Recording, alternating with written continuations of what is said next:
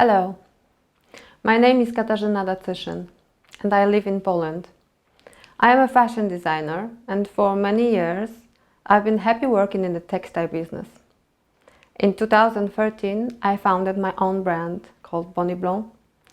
In 2014 I was invited to a fashion show in New York to present my collection.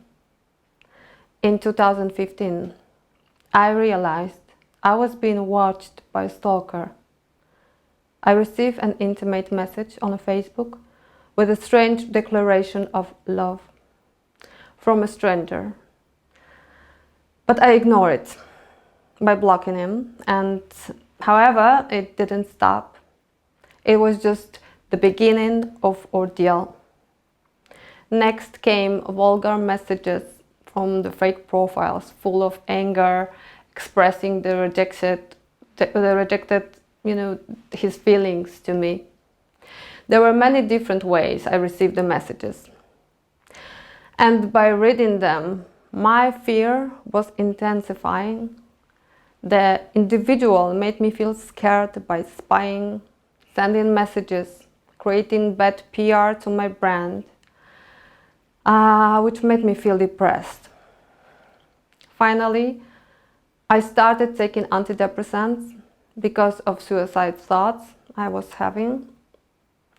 I was scared to go outside, meeting people. I was scared that I stopped going to work and I quit using my internet and my life became a nightmare. And I was dysfunctional. Then one day my friends called me offering to help. I reported the case to the police and then to a prosecutor and then finally to the court. In 2016, I almost lost my life. After stalkers spotted a jar of sulfuric acid on my face in the hallway of the court building. While I was awaiting the case to have individual charge for stalking. The moment of the attack came as a complete surprise to me. I wasn't expecting the plans of this aggressor. My reflections kicked in and I turned my face away from the stream of acid so as not choke with the corrosive liquid. This way I avoided death. I don't want to tell you next dramatic hours that I went through. I was full of pain. I almost lost my eyes and my body now is 20% covered by scars. I spent 2 months in highly specialized hospital where I was transported by a rescue helicopter. I've been through many surgeries, skin transplantation, plastic surgeries, and still a lot of medical treatment are ahead of me. During the investigation, the stalker turned out to a criminal with a serious record, and he had been watching me for 10 years using a different identity. After 4 months since the attack, he was convicted to 25 years for attempted murder. My attack story has shaken up the Polish society and the public opinion in my country. That's why after the court's decision, I felt like safe and encouraged to speak publicly about the danger of stalking, because in Poland it is still a new issue and not really recognized by the law. I'm here to tell you all I know about stalking problems from the victim's perspective for you to better understand the problem of the stalking. So I'm gonna start with the definition of stalking. What stalking is.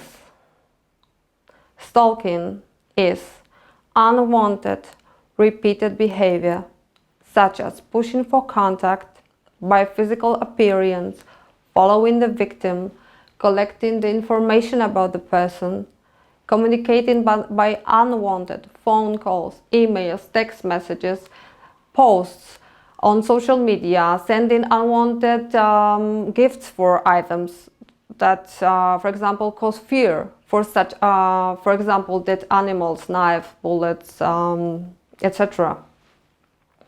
Many stalkers make unwanted contact by spying, by loitering near a victim's home, workplace, or places of leisure, accosting the victim in a public or occasionally transgressing their home or workplace. Many stalkers maltreat their victim or other people, for example, the partners or friends or family or co-workers. They do that to corner the victim and to be left alone, isolated, which is the same strategy hunting predators use.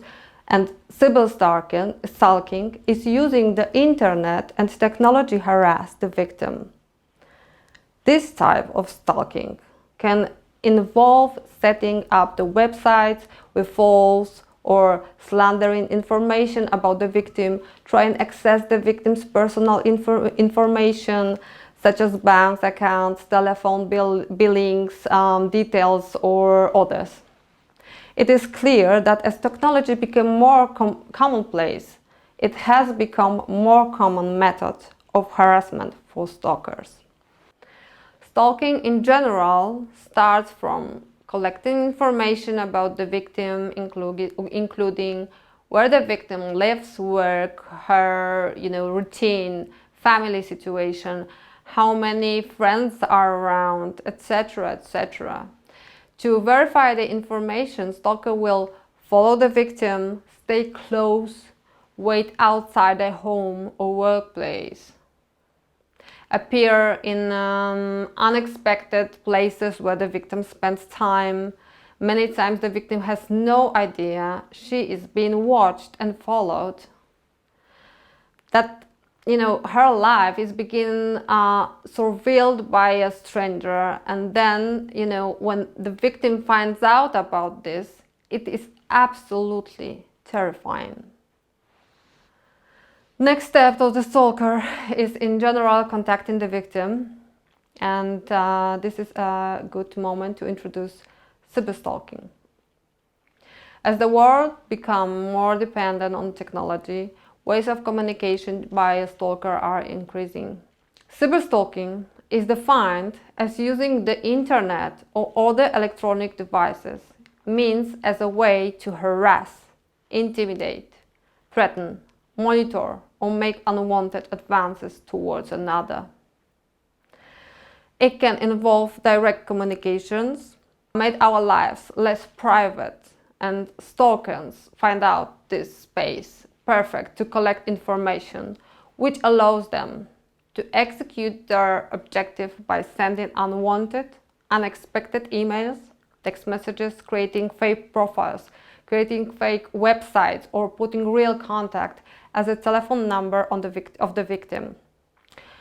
By spamming, flamming, online verbal abuse, infecting victims' computer with malicious programs, viruses, worms, and other, as for example, identity fraud, or spreading rumors, or revealing extremely personal information, or posting the intimate photographs, and searching the contact in real life. Feeling rejected with their needs, stalker can use mental aggression by imposing verbal aggression, physical force, as devastating properties, sexual abuse, kidnapping, or attacking by using force or attempting a murder. The most typical cases are the ex-relationship, where the victim knows the stalker, and these cases are the often most brutal. When these types of behaviors persist for more than a few days, there is a significant chance that they will continue for weeks and months. I know a case when the victim was receiving 100 phone calls per day. Since I appeared on a public TV speaking about the stalking problems, there appeared a lot of victims contacting me by social media, sharing their stories and asking me for help, for the advice, because many times they feel guilty, they are not understood by their families, they are disregarded and ignored by the police and left alone with the problem. So they are desperately seeking for help. They feel guilty and left alone because most of the stalkers are the ex-partners, sometimes the ex-husbands. So the police treat that as a family problem, but it is still breaking the law. Everyone has a right to stop the relationship and deserve a peaceful and calm life after ending relationship. So, who are the stalkers most commonly? 90% of the stalkers are men. A stalker is most commonly a man about 30-45 years old. A number of different typologies have been proposed to help us understand stalker behavior. Type of prior relationship between the victim and the stalker. Using this typology, stalker can be classified as a former sexual intimate, so the ex-intimate, an acquaintance, including friends or family members, or strangers. Research clearly shows that ex-intimates are far more likely to be violent than other types of stalkers. The Australian school of Paul Mullen gives us slightly more complex typology, divides stalkers into 5 types. The first one, the rejected stalker. Rejected stalker arrives in a context of breaking down and finishing the relationship.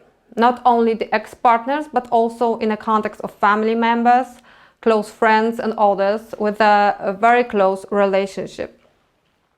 The initial motivation of a rejected stalker is either attempting to reconcile the relationship or to get revenge for perceived rejection. It is a typical way of acting for a rejected stalker, begging the victim to come back or acting as an aggressor who threatens and wants revenge. The ambivalence between feeling a victim and wanting, the feeling victim back, the relationship back, stalking becomes a substitute for the past relationship because it gives a way to be close to the victim. In other cases, the behavior is maintained because it allows the stalker to salvage their damaged self, the self-esteem, and feel better about themselves. The second type, the resentful stalker, arises when the stalker feels humiliated and treated unjustly or unfairly, in their minds. And victims are mostly strangers or acquaintances who are seen to have mistreated the stalker. Resentful stalking can arise out with several mental illnesses, and when the perpetrator develops the paranoid beliefs about the victims and uses stalking as a way of getting back to at the victim. The initial motivation of a resentful stalker is a desire to revenge or to even the score, and the stalking is maintained by the sense of power and control the stalker, derives from, including fear of in the victim. So often the resentful stalker presents themselves as a victim who is justified in using stalking for fight back against an oppressive person or organization. And the third type is intimacy-seeking stalker. And the intimacy-seeking stalker arises out in the context of loneliness and lack of, close confidence. And victims are usually strangers or acquaintances who become a target of the stalker desire for a relationship. Frequently, intimacy-seeking stalkers' behavior is caused by several mental illness involving delusional beliefs about a victim, such as they are already in a relationship, even though none exists. It's more like erotomaniac delusion, and the motivation is to establish an emotional connection and an intimate relationship, and the stalking is maintained by the gratification that comes from the belief that they are closely linked to another person. The fourth type is the incompetent suitor. Arises out in the context of loneliness or lust and targets strangers or acquaintances. However, the initial motivation is not to establish a loving relationship, but to get date or short sexual relationship. Incompetent suitor usually stalk for brief periods. Their persistent behavior is usually maintained by the fact that they are blind to the distress of the victim, and sometimes this intensify is associated with cognitive limitation or poor social skills, and it can be a consequence to autism spectrum and disorders or intellectual disability. And the last type is the predatory stalker. The predatory stalker arises in a context of deviant sexual practices and interests. Perpetrators are usually male and the victims are usually female, strangers in whom the stalker develops a sexual interest. The stalker behavior is usually intended as a way of obtaining sexual gratification, for example, voyeurism, or also as a way of obtaining information about the victim as a precursor to a sexual assault. In this sense, stalking is both instrumental and gratifying for those who enjoy the sense of power and control and an unsuspecting victim. Predatory stalkers are the most dangerous.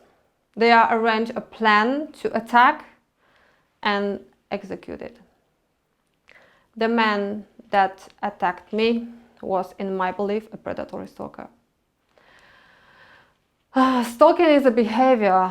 It's not a mental disorder, but the mental disorder does play a role in stalking. So stalker presents as a wide variety of mental disorders. Research in United States, in Australia on stalkers who have entered the criminal justice system suggests that at least 50% of the group experience some sort of mental disorders. Personality disorders, schizophrenia, psychosis often plays a role for intimacy seekers or reason for motivation. Pharmacological treatments might only serve to attenuate rather than fully resolve the delusional beliefs. And what are the forms of stalking? Stalker's target, depending on the motivation, is to control the victim, to cause stress, to isolate from the surrounding of family, friends, and work, make the victim feel alone and without the control of life. The predatory stalkers are, and the rejected stalkers can be dangerous to the strangers as well. We know also cases of family stalking, of neighbor stalking, and ex-worker stalking, and these are not romantic background, but still can be strong mechanism of stalking behavior. For the victim who does not know if the harasser is on the other side of the globe or living the next door, the fear is real. There are many incidents where the harassment that has originated in a cyberspace has crossed into offline, real life, physical stalking. The other side of the harassment is the impact on the victim. Growing fear can be tragic in the consequences where a victim might attempt suicide. To avoid the dramatic consequences, we need to know and understand the impact of stalking on victim. And right now I'm gonna tell you what is the impact. And the impact might vary according to the victim's characteristic, past experiences, current circumstances, and what they know or they don't know about the stalker. How others respond to the victim's situation, including how the stalking is managed, by authorities such as partners, friends, or boss or co-workers, and might have an influence on the overall effects that the stalking episode has on a victim. The effects on a victim's health comes from the permanent fear that the victim lives in. Feeling insecure, living in a fear, and living in a danger, leads to mental disorders such as frustrations, anxiety, panic, panic attacks, agoraphobia. It's a fear of leaving the house or, never feeling safe.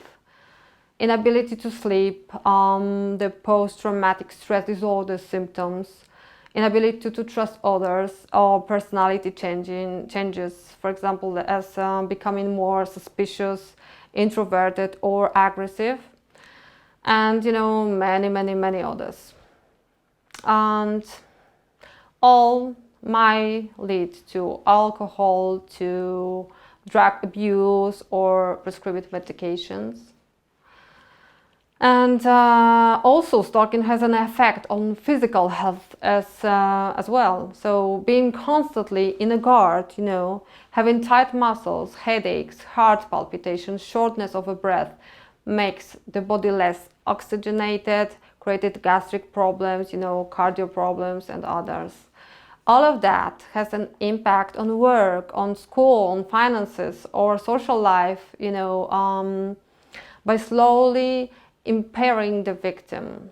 So stalking is like a poison, slowly devastating human mind, body, and victim's whole life. Finally, the victim can't see the future, and if stalking doesn't get broken at the right time, the pain of fear and the feeling of hopelessness present suicide as the only solution to become free from the stalker. So this is extremely important for the society to understand what kind of hidden danger stalking is. Try to test it by, asking people that if have they ever had a stalking problem. Probably you will find at least one person, so that means you would would have a possibility touched to the the incident of stalking. What advice should we offer to the victims if we meet? There are 4 golden rules that should be followed in if you find out yourself or your friends in a victim of stalking. I'm going to tell you about this. The first one, to have no contact with the stalker. Stalkers want a reaction, whether it's positive or negative, they want this reaction, so no contact with the stalker. And the second one, tell others about your problem. Everyone involved must understand the importance of not appealing to the stalker. to not appealing to stop the stalker. The police should be the only ones to confront the stalker. If the contact is necessary, for example, the ex-husband or father of the kids, or the victim should never meet the stalker alone or their home. It is better or safer, to arrange a meeting in some professional organization or police station. The third rule is to increase the personal protection. And the last one, the fourth, to collect evidence. Save everything. If you want to delete emails or messages, or the fake profiles or whatever, make a copy of all evidence before canceling everything. Keep it safe. Many stalkers know what they do. They revenge for their imaginated, reasons. So they increase their behaviors to destroy the victim, and they feel unpunished. I'm gonna tell you something from my personal life. It's that I have read, "You're gonna go crazy, Katarzyna." So these words shows us what is the stalker's target, and that the stalker was fully aware of lawlessness. The point is what the stalkers think, that they are able to break the law because they believe the victim belongs to them.